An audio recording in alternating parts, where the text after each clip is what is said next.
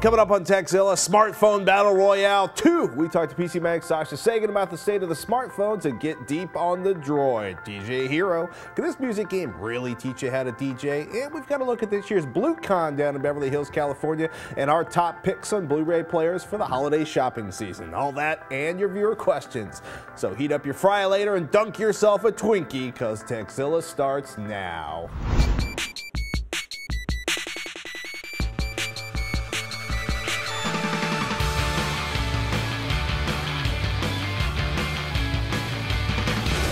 This episode of Tekzilla is made possible by Go to Assist Express, the United States Air Force, and the new Ford Sync, featuring hands-free calling, music search, and turn-by-turn navigation. I'm Patrick Norton. I'm Veronica Belmont. Welcome to Tekzilla, hands-on reviews of the latest tech and how to make the most out of the gear that you've already got. Whether you're a beginner, tech support for your friends and family, if you've got a question about tech or the least expensive entree at Veritas, we've got an answer for you. And if we don't, we'll track down someone who does. Oh my goodness. Firefox. Yay, happy birthday, Firefox. 5 years old. If you like your modern browsers and you're not a part of the small percentage that uses Opera, you probably should thank Firefox for making Internet Explorer suck less. Matter of fact, if you use Internet Explorer, be happy that Firefox basically took away a whole chunk of the market away from Microsoft, because without that, we'd probably all still be using IE6. Oh, I quake at the notion.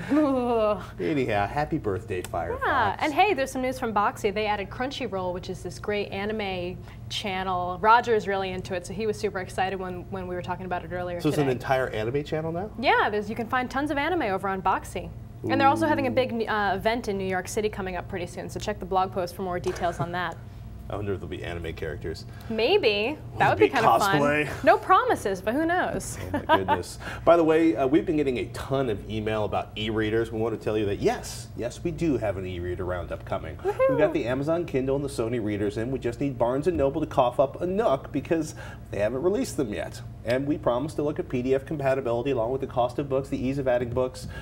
You get the idea. But yeah, that's one of the big things. People are like, Nook. Will it read PDFs? And we're like, let us get a hold of it and we'll let you know. I believe it is supposed to read PDFs. I think that's one of the features out of the box.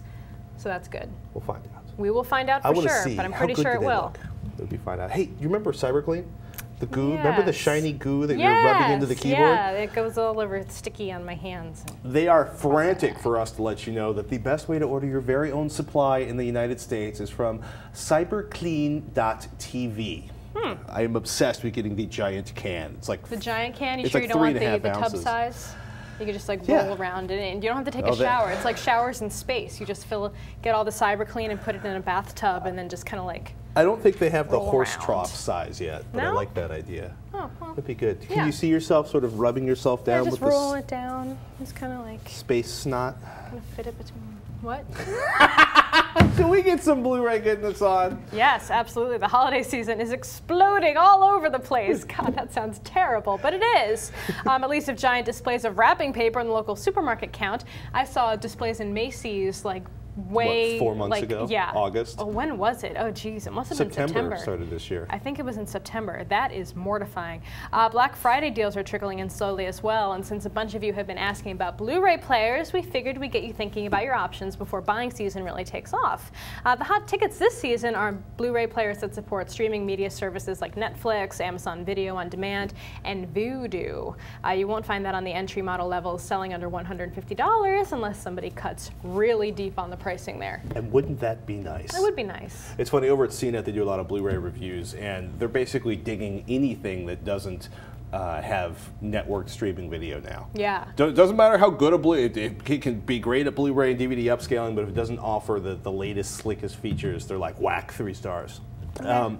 It should be really worth watching Walmart for Black Friday. They've already experimented with a $98 price in the Magnavox Blu-ray player, which wasn't bad, though the lack of a network support on that box means there's no BD Live support or firmware updates via the internet, We would love to see more Blu-ray players at this price, especially over at HD Nation, because we live for the Blu-ray lifestyle.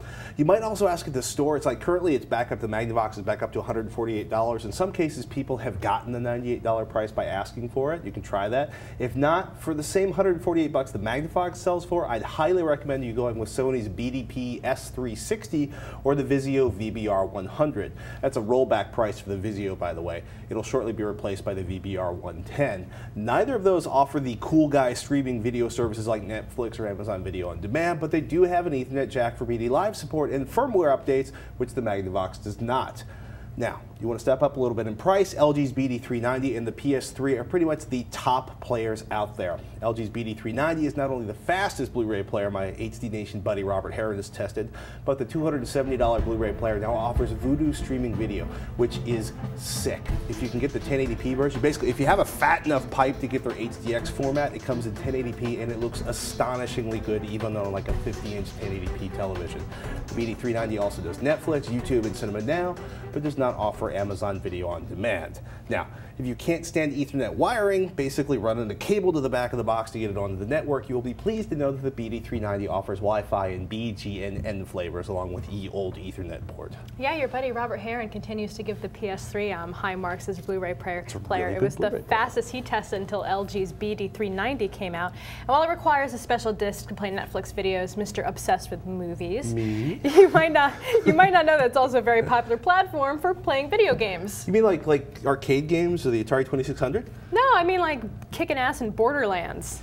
That's the one you were talking about. What was the one you spent like 96 hours on this weekend? Oh, that was Dragon Age. Dragon Age Origins.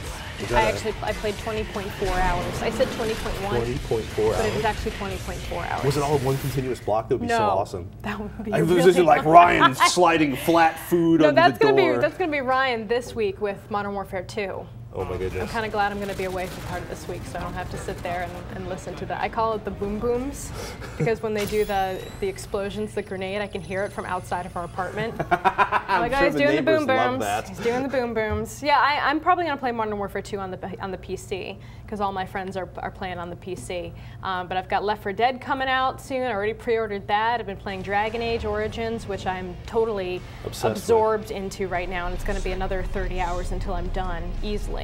Wow. And then Borderlands I'm still playing. I'm only level 17 on that. And then I just got Uncharted 2 in the mail. So I've got like a billion games to play right now. Have you pretty much walked away from World of Warcraft? I'm taking kind of a forced break from Warcraft right now because there's so many other titles that I want to play. I haven't had time. Like Tom actually emailed me earlier to say that one of his raid buddies had dropped out and did I want to step in? And I was like, can't. Don't have time. Sorry. I feel kind of bad, but it's true. What are you going to do? Oh, a dearth of choice. Wait, hey. no, I mean an excess of choice, not a dearth of choice. That's the opposite of what I meant. Speaking of choice, we haven't had a chance yet to review Sony's BDP N460 yet. It's a new top-of-the-line model. It should sell for about $230, $250.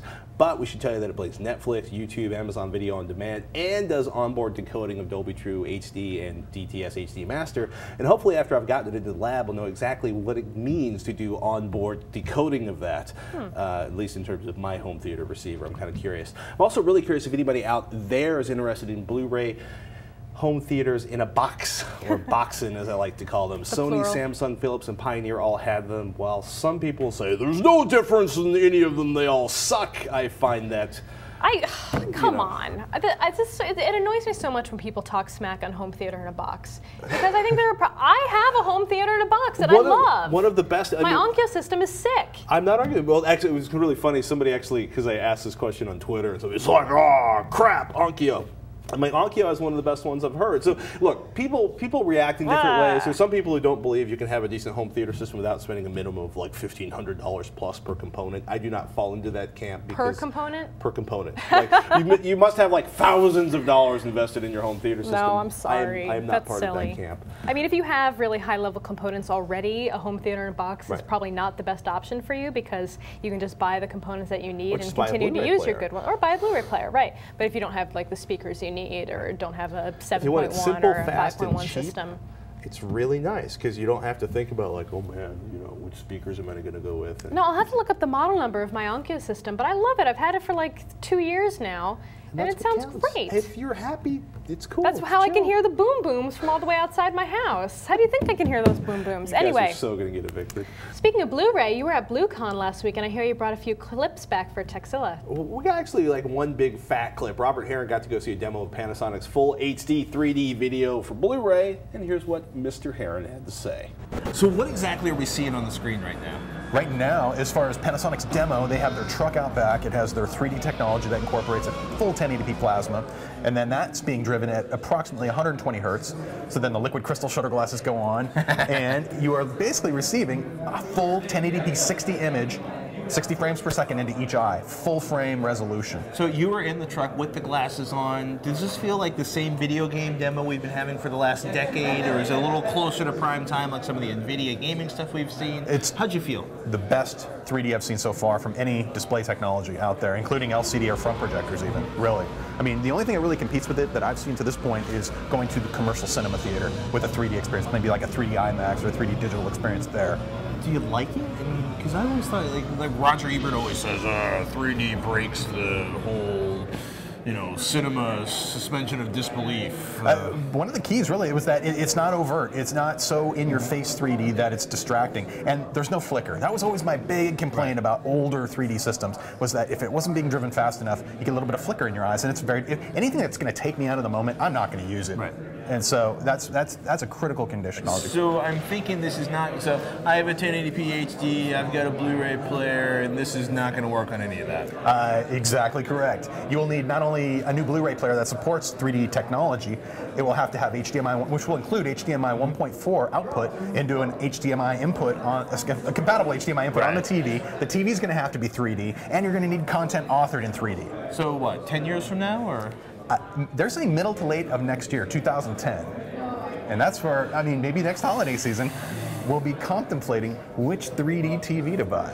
You know what? 3D's been yeah, we'll see. This is me not holding my breath. So you'll only have to replace your TV and your Blu-ray player, huh? Yeah, and of course, the glasses action. Good to know. That's progress. Got a holiday shopping or Black Friday bargain question? Blu-ray, HD TV, GPS, notebook, desktop, games, whatever. You get the idea. Email us, Tekzilla at revision3.com. We'll get you whatever information we can find. When we come back, our favorite cell phone expert, Sasha Sagan, will talk about the Droid. Is the smartphone fight back on? Right now, though, let's thank one of our sponsors. Right here at Tekzilla, we definitely know what it's like when you're trying to get tech support for a friend or family member over the phone. What should take a few minutes can take up to an hour as you describe step by step after step. There has to be a better way, and there is. It's called Go to Assist Express. It's remote computer tech support without all the hassle. This is how it works. Say a coworker or a friend needs help accessing a setting inside Windows 7. First, sign up for a free 30-day account at gotoassist.com/Tekzilla.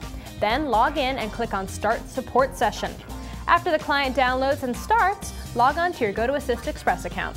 Then just tell your friend to head on over to www.fastsupport.com and give them the 9-digit support key. If your friend is really in over their heads, you can send them an email or IM with a link instead. Voila! Now you're in control of their entire machine. You can access settings, launch applications, and even surf the web remotely on their computer. Plus, Go to Assist will work on any Windows or OS X machine. So you can tech support a Mac or PC from a Mac or a PC. How's that for easy? And to sweeten the pot, you can try Go to Assist Express free for 30 days. Just visit gotoassist.com/Tekzilla. That's it. Just go to gotoassist.com/Tekzilla for a free trial. Welcome to this week's Gadget of the Week. A piece of hardware we find useful, fun, or incredibly interesting. This week, the Kilowatt EZ.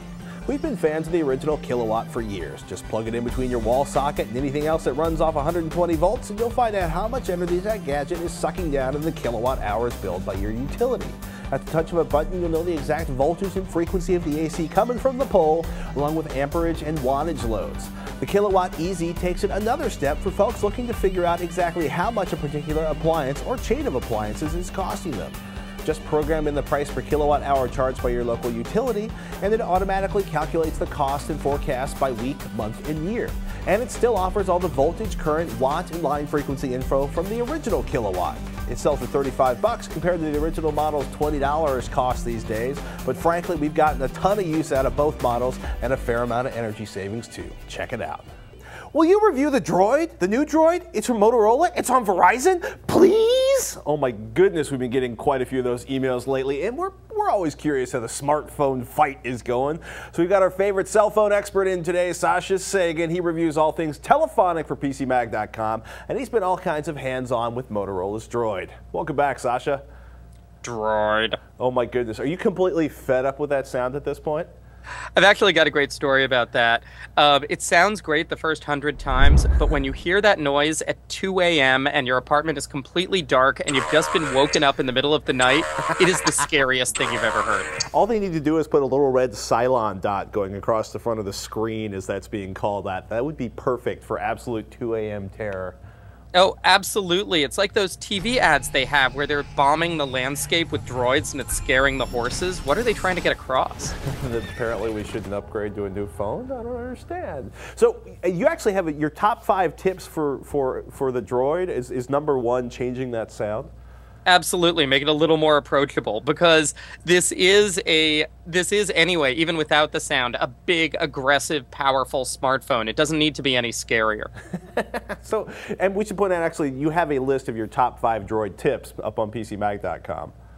Yes, I do. And yeah, number 1 is change the notification sound. It also tells you how to sync your media, how to set up the home screen, stuff like that, because this is really going to be the smartphone that most Verizon people are going to want and are going to buy this holiday season. Well, it's funny because Verizon has traditionally been like a distant, like, 5th in terms of smartphone quality. Is that a fair statement, or am I being a little harsh on Verizon? No, they've definitely haven't had handsets as their number 1 priority. It was always the network. And now they have not 1, but 2 really cool Android smartphones. This is the HTC Droid Eris over here. I mean, and HTC's making some really good phones. Now, last time we talked, the G1, the first Android phone, was more geek toy than smartphone for everyone. How is Android and the Droid specifically faring? A lot better. The Droid is an awesome high-end smartphone. I mean, the most amazing thing about it is this 854 wide screen. It shows the full width of desktop web pages without scrolling, and that's really amazing. It connects very well with your contacts. It's got great Facebook and Twitter integration, for instance. This is just one tricked-out high-end smartphone. And then you've got the Droid Eris, which is a little smaller, a little slower, a little cuddlier, a little less scary, and a little less expensive for people who maybe the Droid is too much phone for them. So when you say the Droid is too much fun, I mean, you know, are you talking about being able to run more powerful applications, or is the camera better? What makes the Droid so super powerful? The Droid does have a more powerful processor. The processor in here is a Cortex A8. That's the same one as is in the iPhone 3GS and the Palm Pre. The Droid Eris is the next step down. This is also a pretty heavy phone. You have this physical keyboard, which some people think they don't need. You have this super high-res screen, which you may or may not want. So these are all great features, but then there's the Droid Eris if that's too much for you. Makes sense. You mentioned the Pre for a second there. How is the Pre doing, and are they ever going to release the SDK for software developers, or did they do it very quietly and I just missed it? The Pre is really struggling. Here, I got my Pre right here. I'm not sure what's up with the Pre. I mean, we know the Palm Pixie is coming out soon on November 15th, but they're stuck in an exclusive with Sprint. There's, you know, the SDK is just guttering. What's up with the SDK? You really wonder, is Android just going to steamroll these guys? I've been amazed. Like, we keep getting, we were for a period of time getting emails at App Judgment, which is our cell phone review show, like, when are you going to review applications for the Pre? And I'm like, they haven't released an SDK. There pretty much are no third-party applications for it. I don't understand. Did Pre they decided to get the hardware out there and just deal with the SDK later? It just seems like they're losing an opportunity here. Well, what's funny is the SDK is out there, but Palm calls it a beta, and it's by invitation only in their app store, and now they only have 330 apps, and I just don't understand why they clearly have the SDK, why they're not making it wider, considering that there's, you know, Android phone after Android phone now coming onto the market. Is there going to be something like 45 Android phones by the end of the year, something crazy like that? Well, by the end of next year, sure. I mean, Motorola alone have said they're going to release something like 20 Android smartphones next year. That's a little unhinged even for Motorola. It seems like in this Q4, we were talking about this earlier, fourth quarter, you know, Black Fridays, everybody, when I say everyone, the major cell phone carriers, are they all trying to get a bunch of phones on the market before Black Friday at the end of the month? Yeah, the month of November is really smartphone month. You've got your Motorola Droid here. I've got the Motorola Click for T-Mobile, which just went on sale. Another really cool Android phone. There's going to be big smartphone releases every week. There's going to be multiple big smartphone releases every week. So you're basically living 24/7 on a different smartphone, like what, every 20 minutes at this point? Yeah. All of us cell phone reviewers are twittering back and forth to each other like, I've been in the office for 14 hours today. You know, the typical. What's your choice right now on BlackBerry? What's the best BlackBerry phone out there? Well, I really like this new BlackBerry Bold 9700. BlackBerry's really evolutionary, not revolutionary, and maybe they need to get a little more revolutionary now. The competition's really stepped up. But the Bold 9700, it's got the Wi-Fi calling on T-Mobile. It's got the touchpad, so you don't have that trackball which gets gunked up. It's got the high-res screen and the fast processor. Those are all good things. But BlackBerry really needs to make a leap now. I mean, get a better web browser, guys. That would be nice. Is the iPhone probably going to be the most popular smartphone going into the holiday season or through Christmas? Yeah, I mean, the iPhone stands alone. The iPhone is still the #1 smartphone in America. But you're going to be seeing people buying a whole lot of different kinds of phones, especially as long as the iPhone is exclusive to AT&T. And the iPhone's going to be exclusive to AT&T for the foreseeable future. That makes sense. They're going to lock down on that as hard as they can. Any Black Friday deals coming up? I think like one of your hot tips is probably don't worry about saving money on the phone, worry about saving money on the contract, right? Yeah, that's really a big deal. I mean, if you look at, oh, I can get a phone for $100 less. Well, if you look at some of these contracts, you're paying $1,700 more over 2 years. That's where the real money is.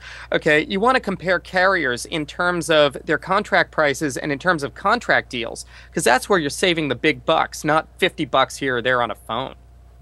This I will keep in mind as we're shopping a little closer towards the end of the month. Anything coming down the pike that you're really excited to see? You mentioned it's the month of cell phones. What have you not seen yet that you're really excited about?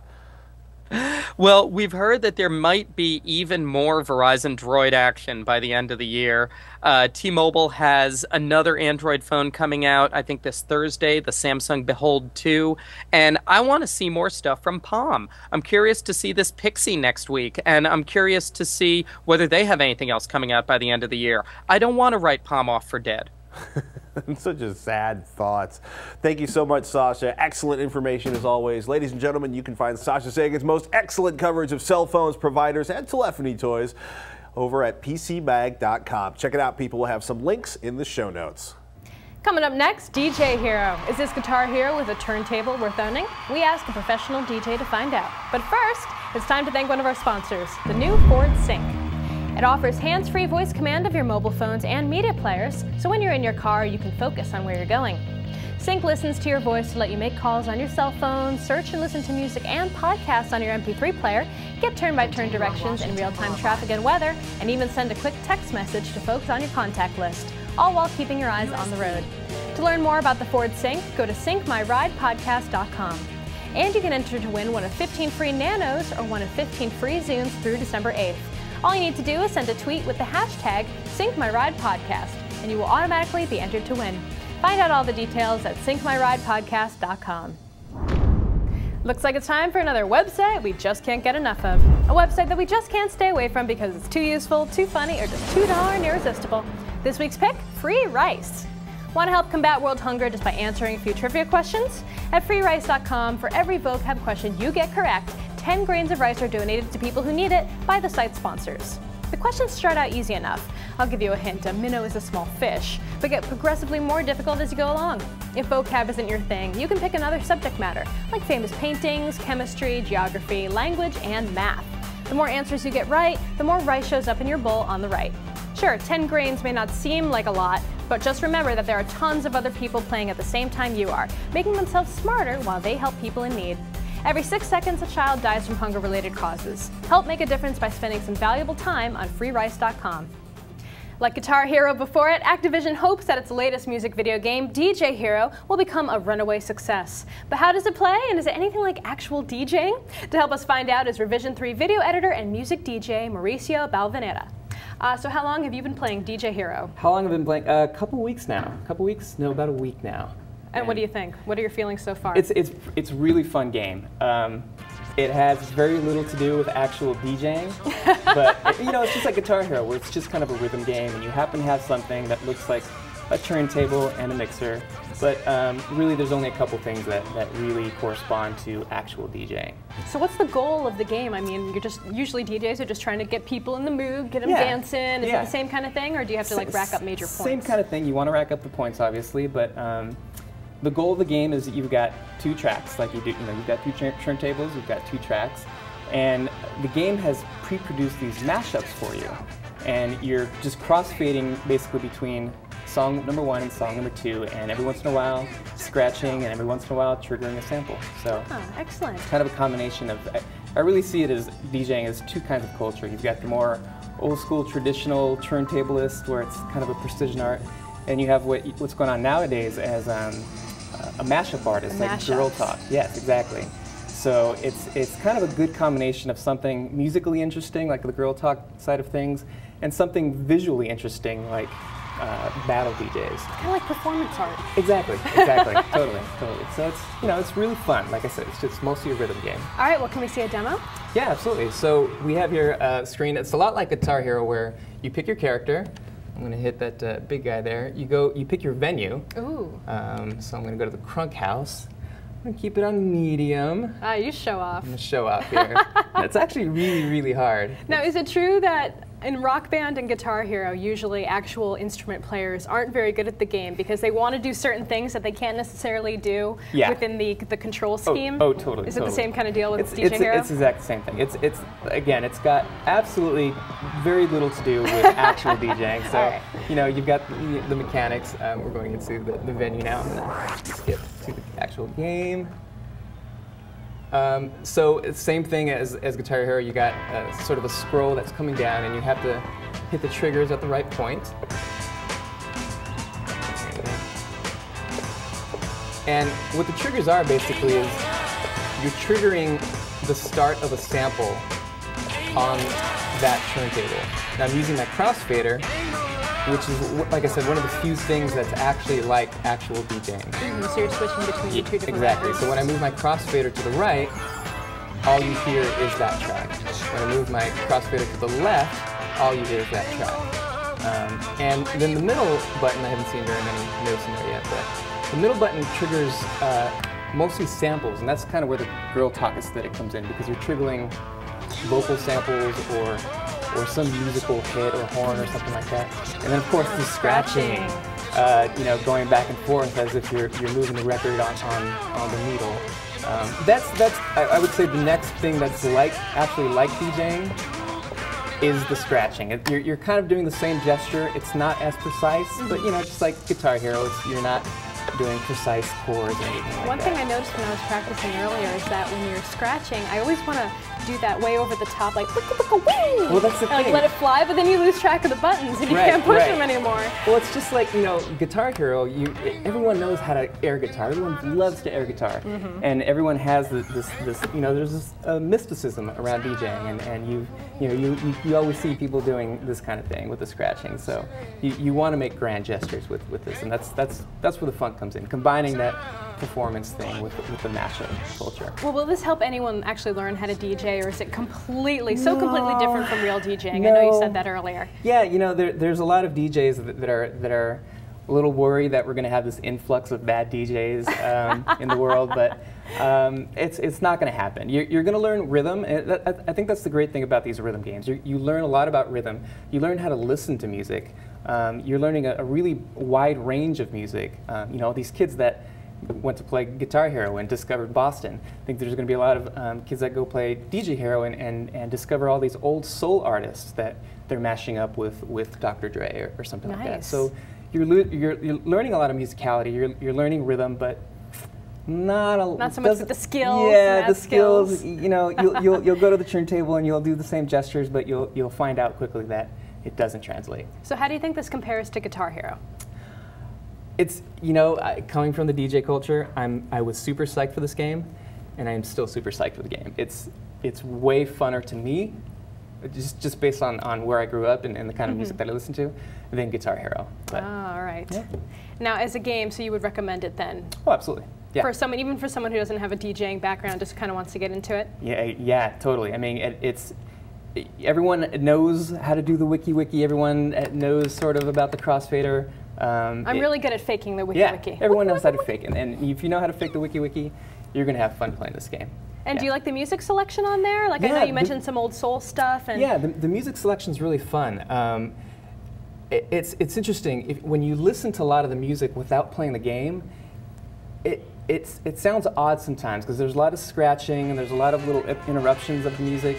But when you put it together with the gameplay, it sounds fun, and it's part of what makes it fun to play. Because you know a lot of those tracks, and you feel like you're performing these mashups yourself. So if you're a fan of hip hop, of house music, of rock and old soul and techno, you're gonna have a blast with this. Any happy hardcore on there?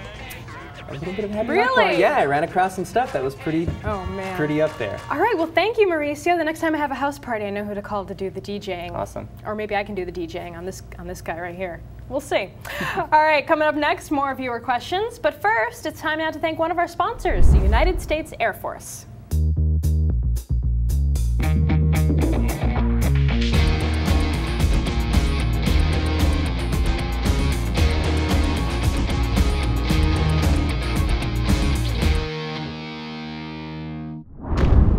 Our next question comes from up north in Alberta, Canada. That's humor, people. Scott writes in, I have a growing library of thousands of digital family photos backed up on my Drobo, but I was wondering if you could tell me the best way to have a permanent offline archive of them for safekeeping. I've been hearing that DVDs and CDs can fail over time. What type of discs or storage media would you recommend for this project? Scott in Alberta, Canada. How about an orb disc? Maybe a zip drive? I'll take emotional pain for 1,000, Alex. You know, I was thinking about, as I was writing up the answer to this, I was thinking about whether or not to get into the whole kind of like format failure, or what happens if you back a whole bunch of stuff on like a jazz drive and 2 years later you can no longer find a jazz drive. But we're going to keep it to media that isn't going to change too much over time. Okay. Well, for one, a Drobo isn't a great way for backing up files, but it's part of a backup plan. An overreaching backup plan. Strategy. Yes, a strategy, exactly. Strategery. The best backup plans mean having at least 2 backups in case one fails and keeping a backup off-site. You know, in case the earth shakes and your house collapses or gets flooded or burns to the ground. Seriously, have a copy of your very bestest, most favorite crucial files off-site, as in not in the same town you live in. It sounds weird saying that, but it is abso-freaking-lutely true. How to do that? You're right that CD and DVD backups can degrade over time. There are archival quality discs designed for long life, or you could use a hard drive and swap with a buddy in another town, though you need discipline, and if Patrick has any indication, a bit of luck with hard drive longevity. Yes, yeah. And then, of course, I'm in hard drive hell right now. Oh, and then of course there's online backups. Yeah, if you're a sysadmin type with access to your own server, or you could build up your own NAS and store it at a colo center, which are usually like in safe places, high above the floodwaters. That stands for co-location. Oh, good point. Yeah, basically it's a big safe concrete box with really good quality power and a big fat connection to the internet. Or you can take a Windows Home server or a FreeNAS box, plug it into a UPS and a surge protector and locate it at mom's house, assuming mom doesn't again live in your town. Really not a good idea for me, given that my mom lives on an island that floods regularly. So what do you do if you don't have any family? Well, or friends. I'm sorry, but if you don't have any family or friends that don't live in your town. Or they won't let you move thousands of terabytes in the office, you can go with the cloud. I give the cloud a lot of flack because the cloud deserves it, that whole sort of mythical internet services place. But both Mozy and Carbonite have a really good reputation. They are online backup services. They offer consumers unlimited backup storage for $60 a year for Mozy, $55 a year for Carbonite. You sign up, you download a client, you set it up, and you hit the button, and then you basically ignore it. And in the background, it'll continually update and sync your files, and if something goes horribly wrong, you can download them. Now, if you have a couple or 4 or 6 terabytes of storage on your Drobo, Scott, it will take days, if not weeks, to upload all that data. And the slower your internet connection is, the longer it'll take. And it will take days to download it if it gets stolen or crushed or burned to the ground. But those companies have the problem of protecting your data online and encrypting the heck out of it and loving it and nourishing it so you don't have to, which is really, really useful. And as long as they don't make a mistake, it can happen, right? I don't. Just look at T-Mobile. Yeah. They stored all the contact information and stuff for people's sidekicks in the cloud, and it got lost. So mistakes can happen. I like to think the Mosey and the Carbonite people are insanely anal retentive, and they back things up before they start upgrading giant storage devices and stuff. But like let's assume that they are professionals and they will do a better job than you will do administering your own server, which in my case is actually an extremely easy assumption to make. Look, the downside for online storage like this is the time it takes to move huge backups up to the cloud or back. But if you have terabytes backed up, it's one of the only easy ways to back up all that data without having to own a second NAS or a Drobo or a Windows home server or something like that, and basically carry it to somebody else's house. Look, whatever you do, whether you basically put it on 19 hard drives or 250,000 DVD discs, just make sure you do something and do the best quality backup you can. But please have at least 2 copies and keep at least one of them off-site. I want Dropbox to offer major online terabyte storage. Yeah, like I know they go up to 50, I think. 100 megabytes. 100? Excuse me, 100 megabytes. 100 gigabytes. 100 right now. gigabytes. If you haven't used Dropbox, the idea is that you install the Dropbox client on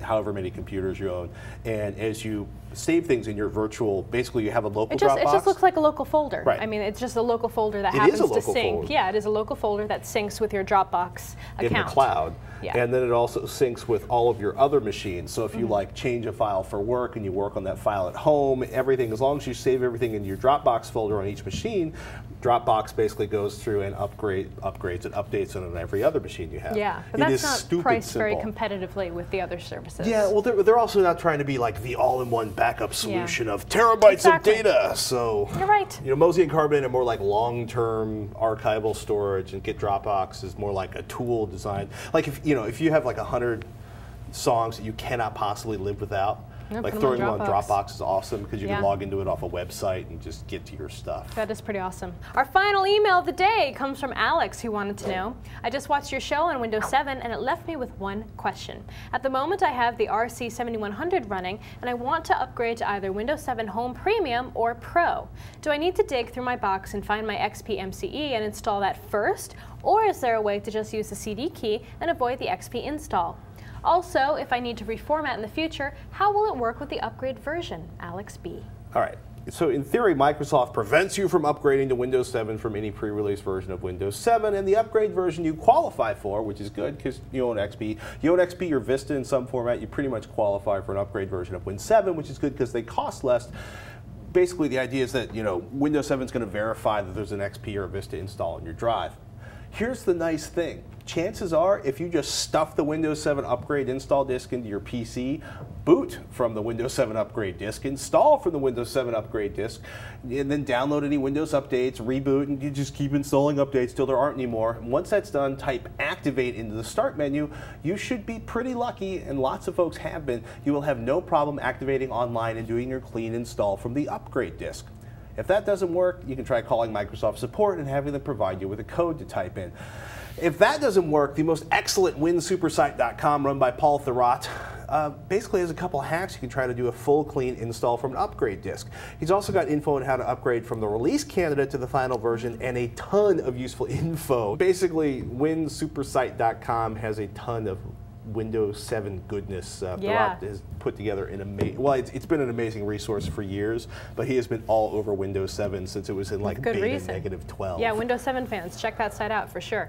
So, you're out there, you're on the Twitter, the Craigslist, you're IMing each other all day, and they're watching and reading. Who? The instant messengers and Revision 3's got them. The press release says it's the most daring show Revision 3 has ever released, which sounds goofy as all hell. Look, instant messages basically takes all the weird stuff you see on the internet and brings it to life. Check this out.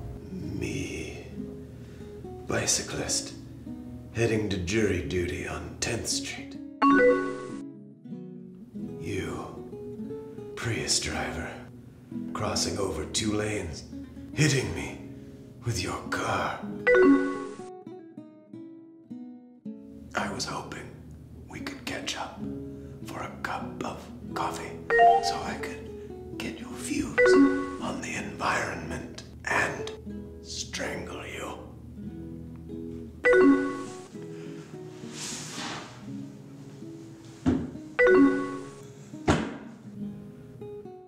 yourself a favor, join me, and do not miss this new show, which will forever change the way you look at the internet, or at least see it in your mind. New episodes every Friday at revision3.com/instantmessages. Instant messages in internet speak. And for all of you watching, we live on your questions, so email us, Tekzilla@revision3.com. Tech help, product reviews, how-tos, you ask us, we'll do it. But we need those emails, so don't be shy, send them in to Tekzilla@revision3.com. Or even better, send us in a video question. I don't know why I'm talking like this. Think of all the fun you can have and the admiration of all your friends and family when they see your mug on our show. Just keep it to 15 seconds, upload that puppy to YouTube, and send us a link in an email with video question in the subject line. Thank you guys so much for watching. I'm Patrick Dorton. I'm Veronica Belmont. Or Soprano. Until next time, you've been watching Tekzilla. Why are you watching Tekzilla? Let's go get a slice. Let's go get a slice. Let's go.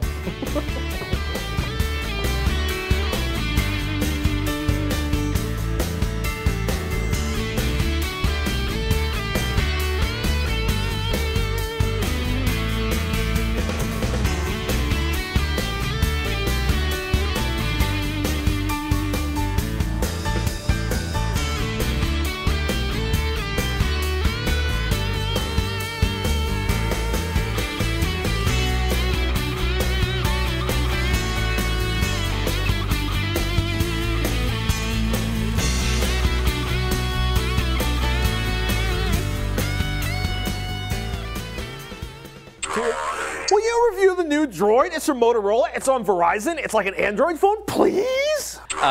It's been selling pretty well, and we're going to have to cut that because the lights just went out in my office. Hey, you're thrifty on the energy. We like that. Actually, we have this motion sensor where if I don't stand up every 20 minutes, the lights go out. So please give me a minute to turn the lights back on. So heat up the fry-later and dunk some Twinkies in it. Ooh. Oh, how about heat up the fry-later and deep fry that tofu? I like fried Twinkies sound better. Fried Twinkies are the foulest substance I have ever ingested or attempted to ingest. Couldn't even get it down.